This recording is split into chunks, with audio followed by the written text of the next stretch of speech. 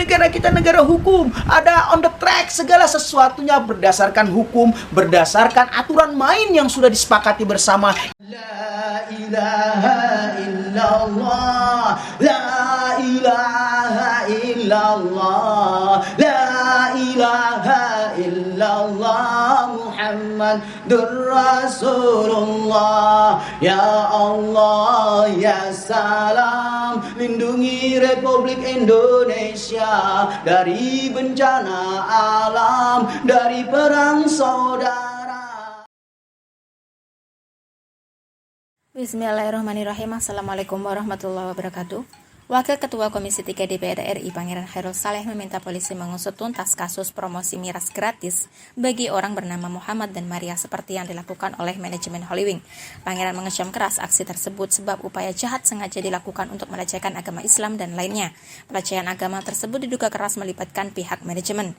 Dia khawatir upaya merusak keracutan kebangsaan saat ini dilakukan secara sistematis dan merupakan operasi intelijen asing untuk melemahkan ketahanan nasional. Menurutnya, aksi promosi yang memuat kejahatan pelecehan terhadap agama tidak saja menghukum individu saja. Keberadaan Holywing sebagai badan usaha yang menaungi juga harus mendapatkan sanksi dengan membekukan izin usahanya di seluruh Indonesia. Dia berharap polisi mampu membaca lebih dalam lagi bahwa upaya sistematis Islamfobia tidak boleh terjadi di Indonesia, sehingga hal itu wajib ditangkal dengan hukuman yang lebih tegas. Bagaimana tanggapan dari Angkatan Muda Banteng Putih terkait hal ini? Mari kita simak selengkapnya. Bismillahirrahmanirrahim. Sallallahu ala Muhammad. Bismillahirrahmanirrahim. Asyhadu an la ilaha illallah wa asyhadu anna Muhammadar Rasulullah.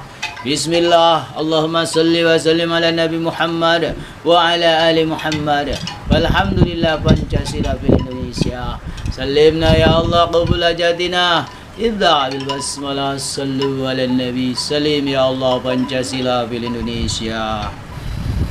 Rabbi shrah li sadri wa yassir li amri wahlul 'uqdatam min lisani yafqahu qawli. Hasbunallah wa ni'mal wakil, ni'mal maula wa ni'man nasir. La haula wa la quwwata illa billah. Subhanallah walhamdulillah wa la ilaha illallah wallahu akbar. Amma ba'd. Fa ya ibadallah, pada hari ini atau kesempatan ini kita mengkaji sesuatu yang terulang lagi. Apa itu? Penistaan agama, pelecehan terhadap agama atau suatu agama, wabil khusus agama Islam. Ini tentunya membuat kita miris dan kecewa sebagai mayoritas umat terbesar di Republik Indonesia, selalu dilecehkan, selalu dimarginalkan. Tapi inilah hidup berbangsa dan bernegara, dan satu hal, umat Islam harus sabar, harus ikhlas. Jangan sampai menjadi tumbal politik pragmatis dan politik identitas. Jadilah umat yang cerdas. Negara kita negara Pancasila, negara hukum yang menjunjung tinggi hukum, maka kembalikan semuanya kepada prosedur hukum. Sebagaimana biasa, kami akan bacakan satu atau dua kata atau satu kalimat dari kitab ini agar terjadi sinkronisasi apa yang akan kita bahas hari ini. Bismillahirrahmanirrahim. Zahaballahu bi nurihim wa tarakahum fi zulumatil la yubsirun. Zahaballahu bi nurihim wa tarakahum fi zulumatil la yubsirun.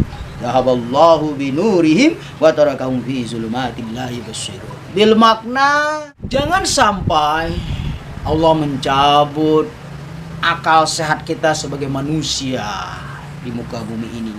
Jangan sampai Allah mengambil hikmah terbesar dalam hidup kita, yaitu apa? Manusia yang beradab, manusia yang tinggi derajatnya, akalnya sehat dan beriman kepada Tuhan yang Maha Esa. Jangan sampai itu dicabut oleh Allah. Karena bila mana kita sudah dicabut akal kita oleh Allah, maka kita tidak lebih hina dari seekor hewan. Nauzubillah, semua nauzubillah.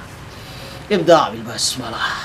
Oleh karenanya, kepada pihak-pihak yang Islamofobia ataupun yang anti terhadap Islam ataupun yang tidak suka dengan Islam, cobalah berdewasa, berbesar hati, berlegowo menerima kenyataan Islam seperti ini adanya. Islam sudah ditakdirkan oleh Tuhan yang Maha Esa ada di muka bumi ini. Dan Islam sudah ditakdirkan oleh Tuhan yang Maha Esa mayoritas terbesar di Republik Indonesia ini. Cobalah, wahai kalian orang-orang yang menghina Islam, yang membenci Islam, yang tidak suka terhadap agama Islam, berbesar hati menerima kenyataan ini. Silakan berpolitik, tapi berpolitiklah yang santun, yang beretika, yang bermoral, yang beradab, yang mencerminkan kita sebagai manusia yang beragama, manusia yang bertoleransi, manusia yang berpancasila. Subhanallah. Oleh karenanya, pada kesempatan ini kami menasihati diri kami sendiri dan semua umat beragama, wabil khusus umat Islam, coba untuk lebih menenangkan diri, tetap santun melihat kenyataan seperti ini. Percayalah, Allah Maha Bijaksana, Allah Maha Adil atas segala sesuatunya. Tidak perlu kita terprovokasi, tidak perlu kita emosional berlebihan. Tentunya kita marah, itu wajar dan manusiawi sebagai orang yang beriman, apalagi beriman kepada Allah dan Rasulullah Muhammad SAW.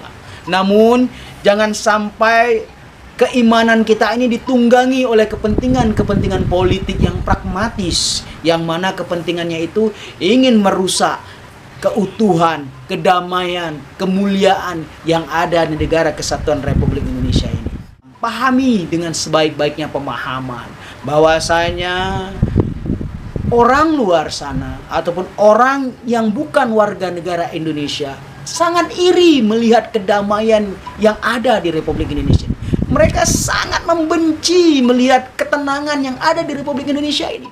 Jadi pihak luar punya kepentingan sekali untuk menjadikan Republik Indonesia huru-hara. Pihak-pihak luar sangat aman ingin menjadikan Indonesia medan perang. Pihak-pihak yang punya kepentingan yang tidak baik terhadap negara kesatuan Republik Indonesia ingin sekali menjadikan NKRI ini ladang senjata, ingin sekali menjadikan NKRI ini perang antar manusia, ingin sekali menjadikan NKRI ini rusuh sepanjang zaman. Agar apa? Agar hasil minyak bumi, hasil sumber daya alam Indonesia bisa dicuri, bisa dirampok, bisa diambil paksa tanpa harus membayar. Nauzubillah summa nauzubillah. Wahai umat beragama, cerdaslah kita semua. Jangan saling menghina Tuhan A sama Tuhan B. Jangan saling menghina Nabi A sama Nabi B. Oleh karenanya, kita mari sama-sama menggiring batin kita agar lebih berkah di kemudian hari.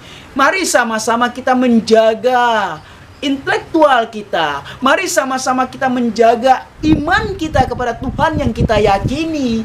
Jangan sampai karena kepentingan agama terjadi kerusuhan di Republik Indonesia itu. Itu poin yang harus kita pahami sebagai rakyat Indonesia.